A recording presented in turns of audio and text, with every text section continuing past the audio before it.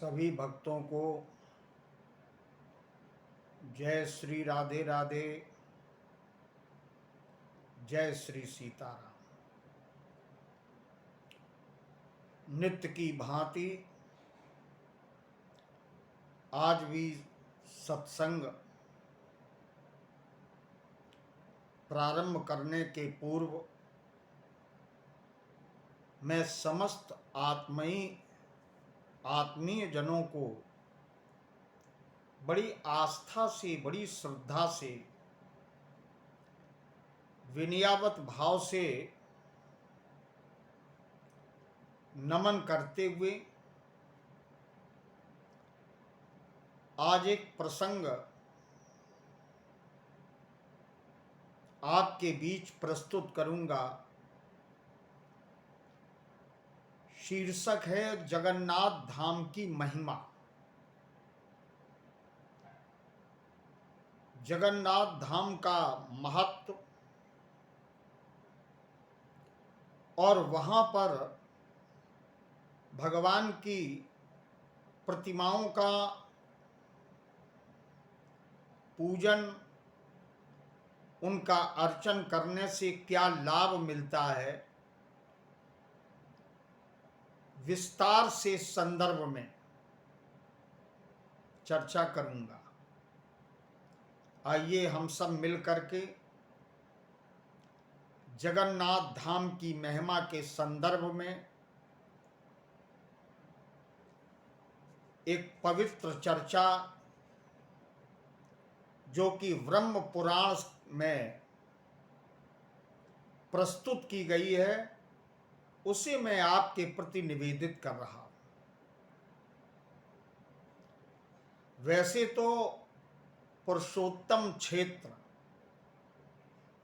जगन्नाथ धाम का एक नाम है पुरुषोत्तम क्षेत्र। इस तीर्थ का बड़ा महत्व है, वर्णन से परे है। यहाँ भगवान कृष्णचंद्र जी महाराज पुरुषोत्तम नाम से विख्यात है।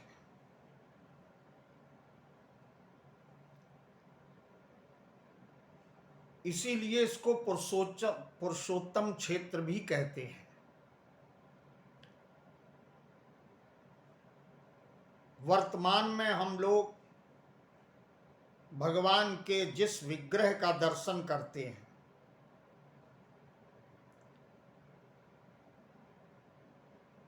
जगन्नाथपुरी में,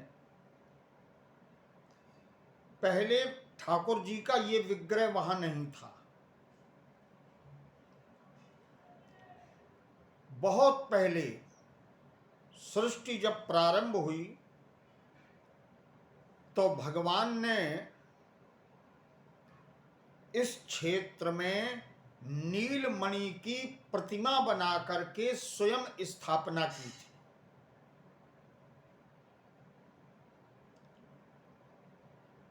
पुरुषोत्तम परमात्मा ने नीलमणि की प्रतिमा बनाकर और स्वयं अपने हाथों से स्थापना की थी।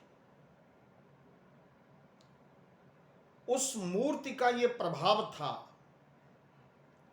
कि केवल दर्शन करने मात्र से लोग भवसागर से पार हो जाते थे, मुक्ति मिल जाती थी।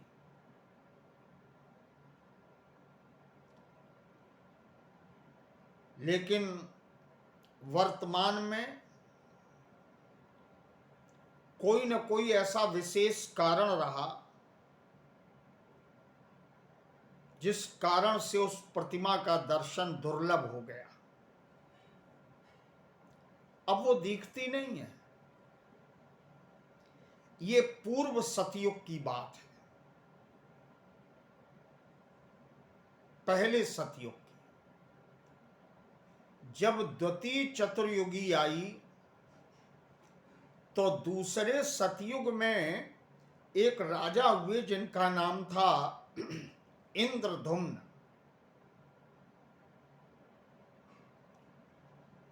पुनः इस राजा ने उस प्रतिमा को स्थापित करने का प्रयास किया, लेकिन वो प्रतिमा नहीं मिली। बड़ी सुंदर चर्चा करते हुए पुराण में प्रसंग आता है कि राजा इंद्रधुम्न की राजधानी उज्जैन में थी, जिसको अवंतिकापुरी कहते हैं। बड़े धार्मिक राजा थे, प्रजा का पालन पुत्र की तरह करते थे और राज्य संचालन के बाद में कुछ समय निकाल करके गुरुजनों में बैठकर, संतों में बैठकर सत्संग भी किया करते थे। इसका ये परिणाम हुआ सत्संग का कि उनका मन निरुद्ध हो गया और मोक्ष प्राप्त करने की इच्छा उनके मन में जागृत हुई।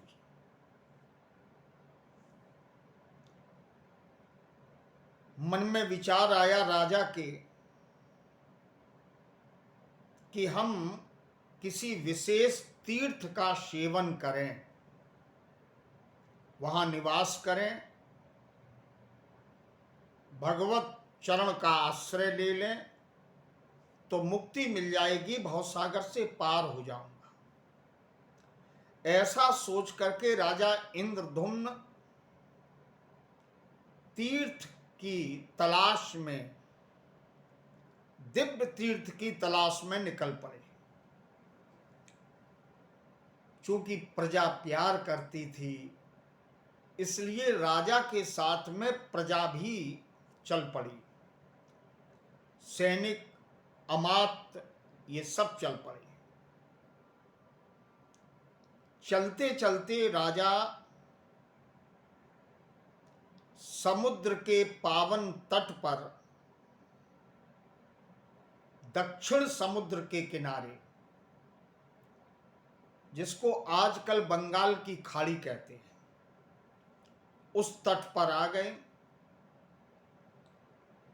एक ओर तो समुद्र की लहरें कलकल निनाद कर रही थी, घोष कर रही थीं, और दूसरी ओर उसी के तट पर एक विशाल वट वृक्ष शोभा प्राप्त कर रहा था। राजा इंद्रधुम्न ने अनुमान से ये जान लिया कि मैं पुरुषोत्तम तीर्थ में आ गया। उन्होंने नीलमणि प्रतिमा की बहुत खोज की, लेकिन अदृश्य वो प्रतिमा नीलमणि की उन्हें प्राप्त नहीं हुई। विचार किया उन्होंने कि प्रतिमा के बिना इस तीर्थ का महत्व क्या है। ठाकुर जी का दर्शन न हो तो तीर्थ का क्या अस्तित्व है। भगवान की प्रतिमा होती तो मैं दर्शन लाभ प्राप्त करता, अर्चना करता, पूजा करता और मेरा तीर्थ आना सफल हो जाता। अब सोचते सोचते एक भाव पैदा हुआ, पवित्र क्षेत्र है, क्यों ना यहीं बैठ करके मैं तपस्या करूं। तो उज्जैन के राजा इंद्रधुम्न ने भगवान का दर्शन करने के लिए और एक संकेत मन में ये भी आया कि प्रतिमा विहीन इस क्षेत्र में यदि मैं किसी प्रतिमा की स्थापना करूं तो ये समीचीन है, उचित है, उपयुक्त है। लेकिन ये कार्य मैं भगवान की आज्ञा के बिना नहीं करूंगा। इसलिए राजा तपस्या में संलग्न हो गए। बड़ा दिव्य तप किया और राजा ने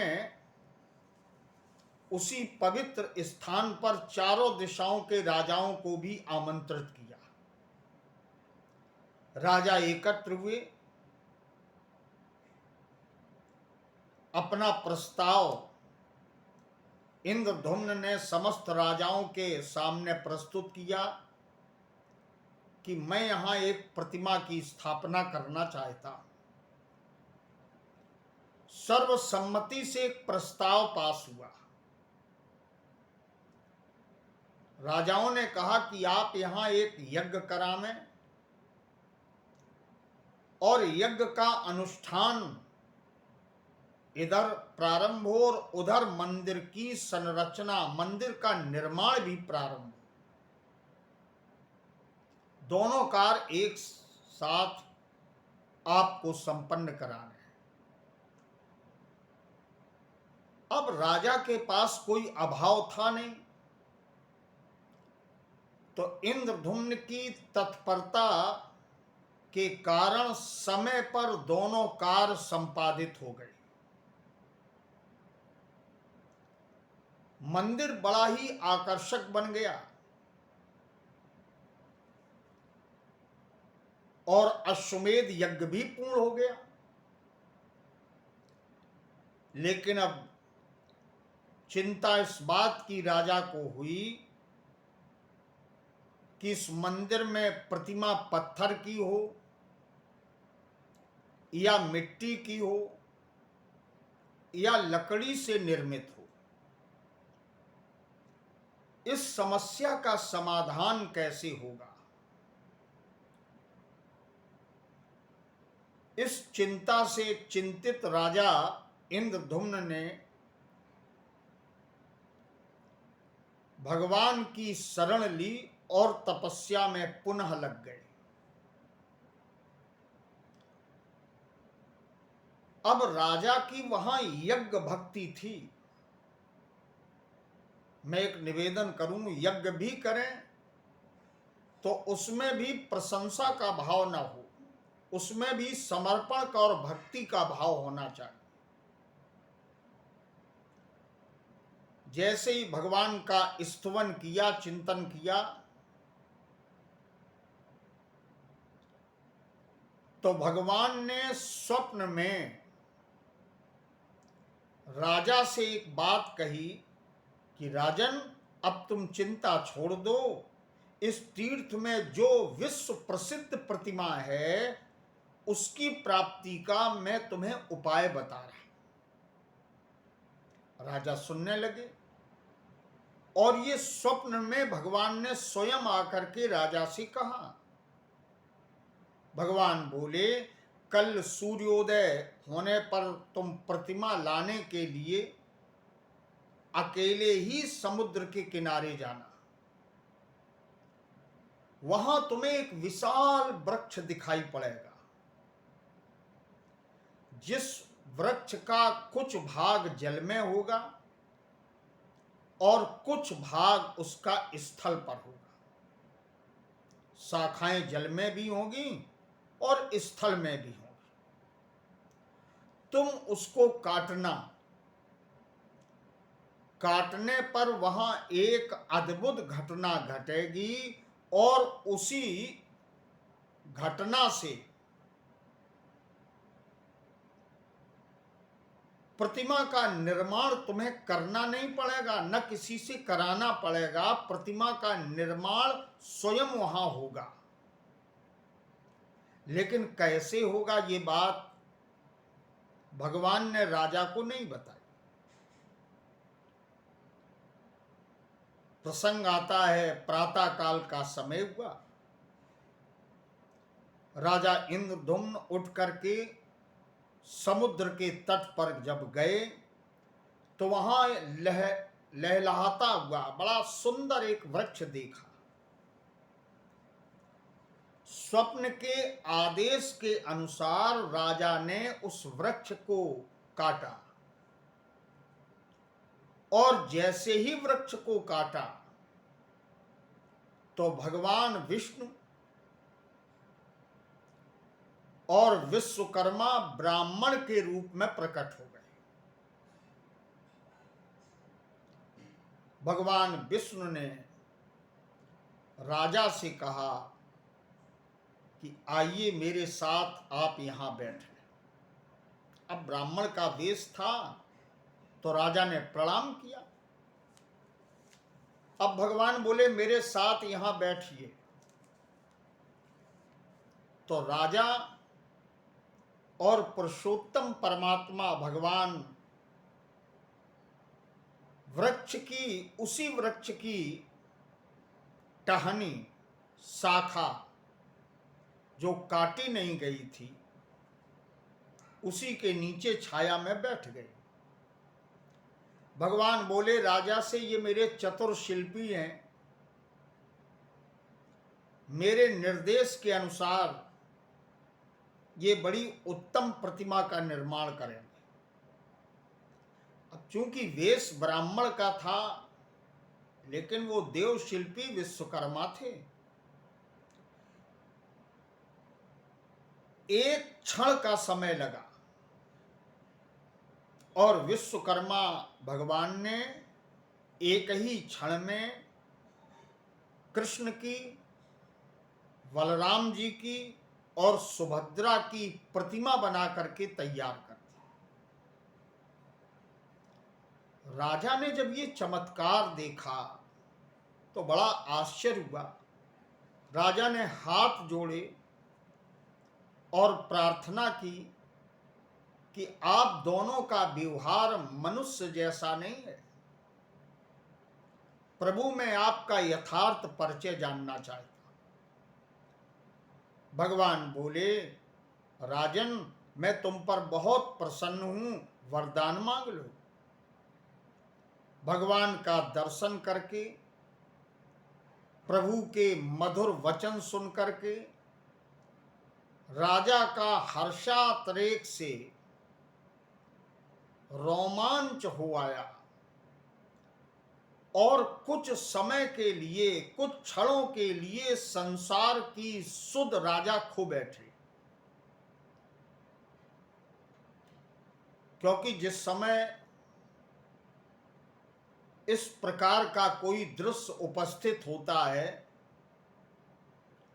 तो बड़े बड़े योगियों और बड़े बड़े महापुरुषों का भी सांसारिक बोध नष्ट हो जाता है। नेत्र देख नहीं पाते। तो राजा हर्षातिरेक के कारण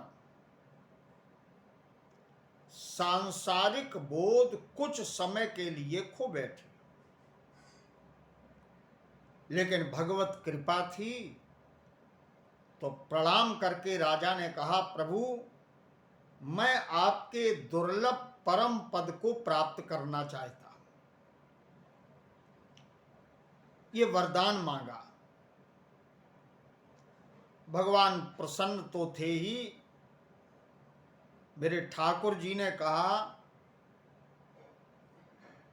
कि राजन मेरी आज्ञा से अभी तुम 10,900 वर्ष तक इस पृथ्वी का राज्य करोगे और जब तक सूर्य और चंद्रमा प्रकाशित रहेंगे तब तक तुम्हारी कीर्ति, तुम्हारा यश अक्षुण रहेगा। अक्षय कीर्ति है, फैली रहेगी। और एक बात सुनो, तुमने जहां यज्ञ किया है उस यज्ञ के स्थान पर एक सरोवर प्रकट होगा। इसको इंद्रधुम्न नाम का सुंदर प्रख्यात तीर्थ माना जाएगा। इस सरोवर में जो एक बार भी स्नान कर लेगा अथवा इस सरोवर के किनारे पर जो अपने पितरों का तर्पण करेगा, सरोवर के तट पर सरल कर दें पिंड दान करेगा, वह 21 पीढ़ियों का उद्धार कर लेगा। उसके पितर पक्ष की 21 पीढ़ियां भवसागर से पार हो जाएंगी, उनका उद्धार करेगा और स्वयं इंद्रलोक के सुख का भोक्ता बनेगा। राजा को ये सुंदर वरदान देने के बाद भगवान विश्वकर्मा के सहित अंतर्धान हो गए। राजा आनंद में डूब करके, आनंद मग्न हो करके कुछ देर वहीं पर ठहरे रहे, रुके रहे। विचार नहीं कर पा रहे थे, मूर्तियां तो बन के तैयार हो गई थी, इनको मंदिर में स्थापित कैसे करें।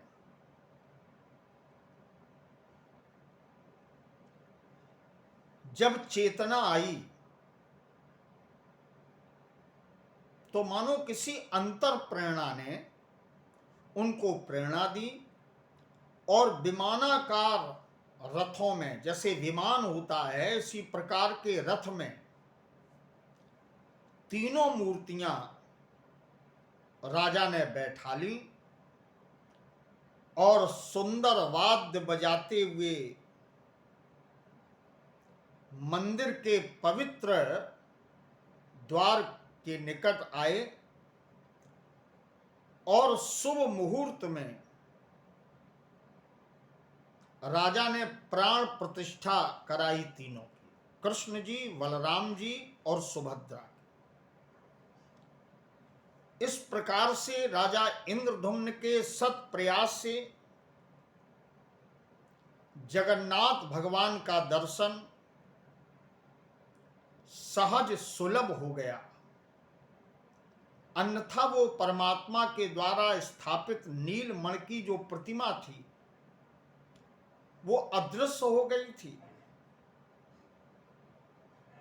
ऐसी दिव्य जगन्नाथ पुरी की महिमा है। जीवन में एक बार कम से कम जगन्नाथपुरी की यात्रा जीव को जरूर करनी चाहिए। वहां प्रकृति से परे परमात्मा का चमत्कार आज भी दिखाई पड़ता है। पुरुषोत्तम तीर्थ है, अलौकिक रहस्य उस तीर्थ का। ये ब्रह्म पुराण में विस्तार से चरित्र आया। चूंकि वीडियो बहुत छोटे छोटे बना करके हम आपके सामने प्रस्तुत करने का एक प्रयास कर रहे हैं, और मैं एक निवेदन करूं कि कल से 7 दिन श्रीमद् भागवत महापुराण की पावन कथा प्रारंभ होगी। तो हो सकता है कि 7 दिन ये जो 25-30 मिनट का वीडियो बनाते हैं ये आपकी सेवा में हम समर्पित न कर सकें। यद्यपि मैं प्रयास करूंगा, और कृपा तो भगवान की है, बिना उनकी इच्छा के कुछ भी संभव नहीं है। प्रयास करूंगा कि वीडियो बनाकर आपकी सेवा में समर्पित करते रहें और इसी बहाने से हमारा आपका ये जुड़ाव बना रहे। इन्हीं शब्दों के साथ आज की चर्चा को विराम देते हैं। आप सब सुधी लोग हैं, जानते हैं कि जगन्नाथ भगवान के दरबार में जो भात मिलता है उसका बड़ा ही महत्व है, बड़ी महिमा है। रथ यात्रा भी निकलती है। आज भी सनातन धर्म में ये परंपरा बनी हुई है।